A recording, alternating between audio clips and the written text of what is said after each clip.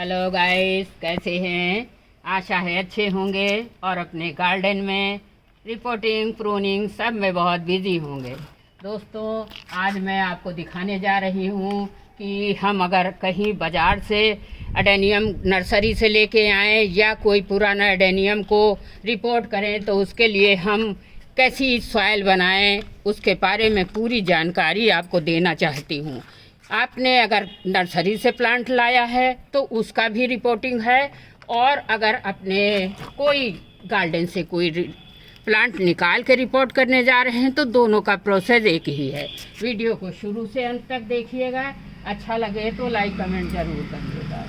अब हम वो सॉइल तैयार करने जा रहे हैं। मैं तो कोई बाज़ार से प्लांट नहीं लाई हूँ, मेरा तो देखिए गार्डन से निकला ही वाला प्लांट है। प्लांटर छोटा पड़ गया था तो ये किनारे से फैल नहीं रहा था, तो इनकी रिपोर्टिंग ज़रूरी हो गई थी। मैं अब आपको दिखाना चाहती हूँ कि वेल ड्रेन सॉइल हम कैसे बना सकते हैं। जो अगर हमारे एडेनियम प्लांट का सॉइल अच्छा होगा तो हमारे प्लांट भी स्वस्थ रहेंगे।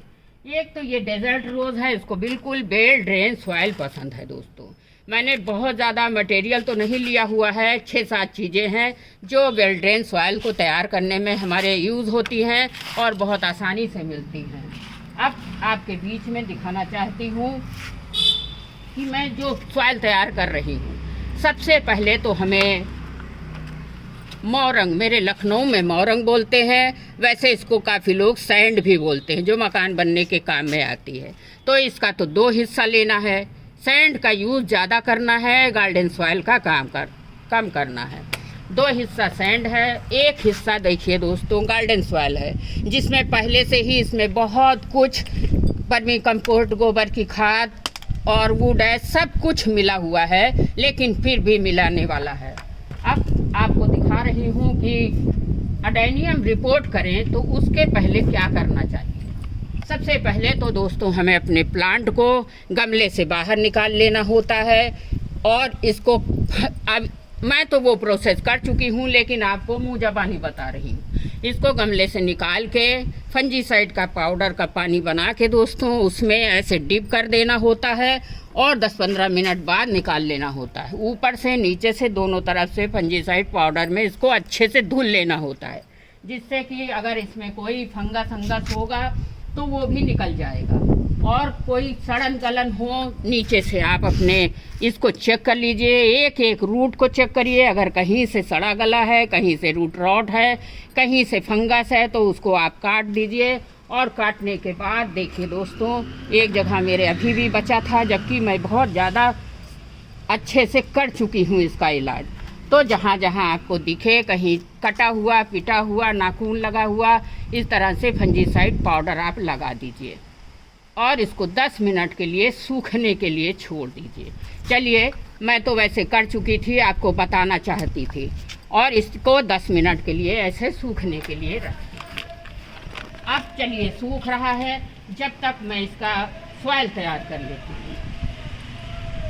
चलिए, एक हिस्सा गार्डन सॉइल ले लेती हूँ।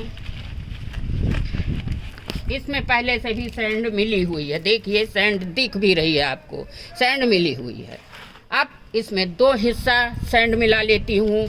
बहुत भुरभुरी मिट्टी बनानी होती है, डेजर्ट रोज़ है, इसको एकदम सूखापन पसंद है। और गार्डन सॉइल जो होती है हमारी, वो ज़्यादा सूखी नहीं होती है, इसलिए इसको सूखी मिट्टी बनाना होता है, भुरभुरी मिट्टी मतलब।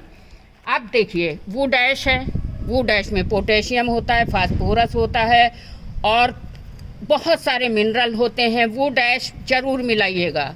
वुड ऐश को बनाने से सबसे बड़ा फ़ायदा है कि हमारी मिट्टी भुरभुरी होती है। देखिए, अब 3 चीज़ें हो गई दोस्तों। चौथी चीज़ है थोड़ी सी वर्मी कंपोस्ट आप ले लीजिए, देखिए, और इस तरह से मिला दीजिए।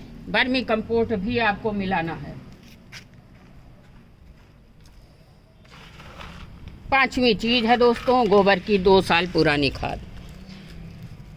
गोबर की 2 साल पुरानी खाद आपको ज़रूर मिलानी है। ध्यान रहे कि नई खाद को आपको नहीं मिलाना है। इस तरह से काली जो खाद हो, देखिए हल्के से मसल दीजिए, ऐसे मसल भी जा रही है, ये देखिए 2 साल पुरानी खाद है, इसको भी ऐसे मिला दीजिए। अब मटेरियल तो हो गया दोस्तों, इसमें और क्या मिलाना है? छठी चीज़ है बोन मील। आप एक मुट्ठी नाप के बोन मील ले लीजिए। इसमें कैल्शियम, फास्फोरस बहुत अच्छी मात्रा में होता है। हमारे एडेनियम प्लांट को प्रोटेक्शन प्रदान करता है और जड़ों को मजबूती प्रदान करता है। थोड़ी सी बोन वर्मी कंपोस्ट बचा ले रही हूँ और प्लांटों की रिपोर्टिंग में लगाऊंगी। लास्ट में दोस्तों थोड़ी सी नीम की खली भी आपको मिलानी है।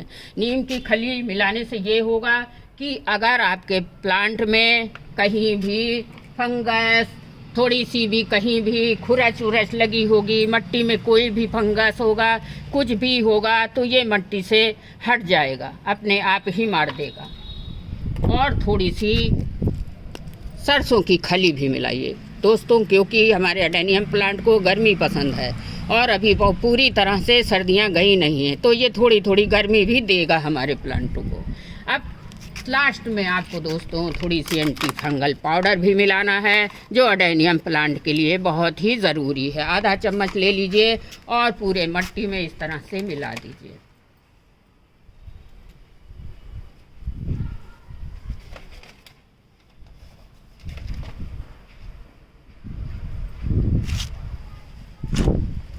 हवा बहुत तेज़ चल रही है लेकिन काम तो करना ही है दोस्तों। एडेनियम को रख के बड़े काम हो जाते हैं अपने गार्डन में। सारी सामग्री हमने मिला ली है, अब अच्छे से इसको मिला लेना है।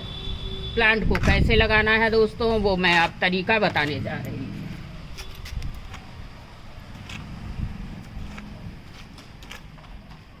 बोन मील और नीम की खली हमारे प्लांट को फ्लावरिंग के लिए बड़ा मदद करती है। बहुत अच्छे से प्लांट पकड़ लेता है और अच्छे से फ्लावरिंग करता है। अब चलिए मिट्टी तैयार हो गई दोस्तों। हमको रिपोर्ट कैसे करना है वो तरीका मैं बताने जा रही हूँ। आपके पास प्लास्टिक का डब्बा है, पॉट है, मिट्टी का है, सीमेंट का है, कुछ भी लीजिएगा दोस्तों, लेकिन आप कभी भी गहरे पॉट को मत लीजिएगा। आपको लेना है जो बहुत शैलो पॉट हो। देखिए इसकी चौड़ाई मुश्किल से 3 इंच है। इतने ही ऊंचे डब्बे में आपको पॉट में लगाना है। चलिए अब लगा के भी आपको दिखा देती हूँ। मैं तो बाज़ार से लाई नहीं हूँ। अगर नर्सरी से आप प्लांट लाते हैं दोस्तों, तो आपको ध्यान रहे कि उस प्लांट को एट प्रेजेंट नहीं लगाना है। कम से कम 8-10 दिन अपने गार्डन में पौधों के बीच में उनको रख दीजिए, वो एडजस्ट हो जाए। फिर रिपोर्ट इसी तरह से रिपोर्ट करिएगा आप। चलिए अब थोड़ा मिट्टी भर लेती हूँ। सबसे पहले आप अपने हाथ की सुरक्षा दोस्तों ज़रूर करना, क्योंकि बुडैश में बोन मील में और फंजीसाइड पाउडर में कई बार ऐसा होता है कि एलर्जी हो जाती। एक बार तो मेरे हाथ में हो गई थी, तब से मैं ग्लव्स का ही यूज़ करती हूँ। बिना ग्लव्स पहने मैं एडेनियम के काम तो बिल्कुल नहीं करती हूँ।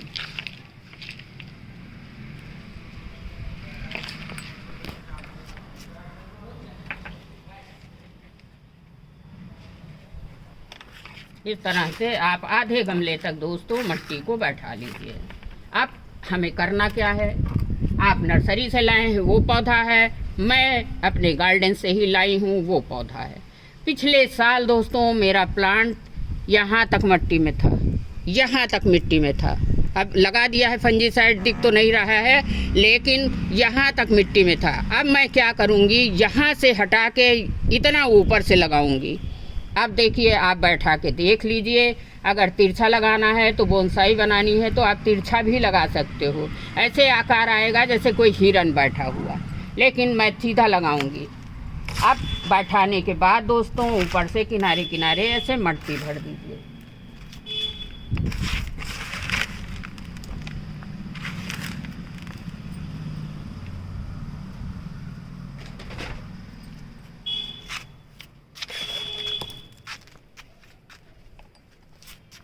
और हल्का हल्का सा ऐसे दबा देना है आपको, जिससे एयर पॉकेट ना रह जाए। एयर पॉकेट का है मतलब दोस्तों कि अगर किनारे से हवा जाती रहेगी तो हमारा प्लांट अच्छी से मिट्टी में सेट नहीं होगा, और सेट नहीं होगा तो फिर रिपोर्टिंग फेल हो जाएगी। अब देखिए ये ऐसे ही डाले दे रही हूँ दोस्तों। इस तरह से आप अपने प्लांट को बैठा लीजिए। प्लांट को अच्छी तरह से चेक करके ही लगाइएगा। रूट में कहीं से भी अगर आपके दिखता है कि हाँ ज़रा सा भी काला है, सड़ा है, तो उसको काट के उसका ट्रीटमेंट ज़रूर करिएगा।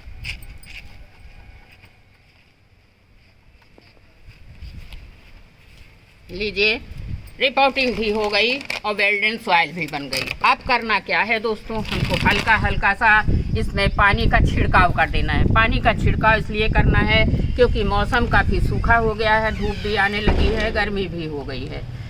और ये बहुत पानी तेज़ी से नहीं देना है कि ड्रेनेज होल से निकल जाए, इतना देना है कि मिट्टी गीली हो जाए, मॉइस्ट हो जाए, और इसको अच्छे से इस तरह से बैठा दीजिए। बस 2 दिन के लिए आप छाया वाली जगह में रखिए दोस्तों, और तीसरे दिन से इनको प्रॉपर में धूप में रखिए। डेजर्ट का रोज प्लांट है, जितनी अच्छी धूप पाएगा उतनी अच्छी फ्लावरिंग करेगा। और अगर आपको लगे कि आपके प्लांट में कोई खराबी है तो उसका उपचार करके ही ज़रूर लगाइएगा। चलिए, थोड़ा सा मेरे पास डेकोरेशन के पत्थर भी हैं, मैं वो भी लगा देती हूँ, अगर अच्छा लगेगा तो। ये रहा एडेनियम प्लांट की हम सॉइल कैसे बनाएं, वेल ड्रेन सॉइल बनाने का तरीका। लेकिन बाद में आपको एक रिपोर्टिंग भी दिखा दी है, 2 वीडियो एक में हो गए हैं। अगर रिपोर्टिंग और मिट्टी बनाने का तरीका दोस्तों आपको अच्छा लगा है तो लाइक कमेंट ज़रूर करिएगा। पहली बार आए हैं तो सब्सक्राइब कर दीजिएगा। अगली वीडियो में फिर मिलती हूँ, तब तक के लिए हैप्पी गार्डनिंग। थैंक यू, धन्यवाद।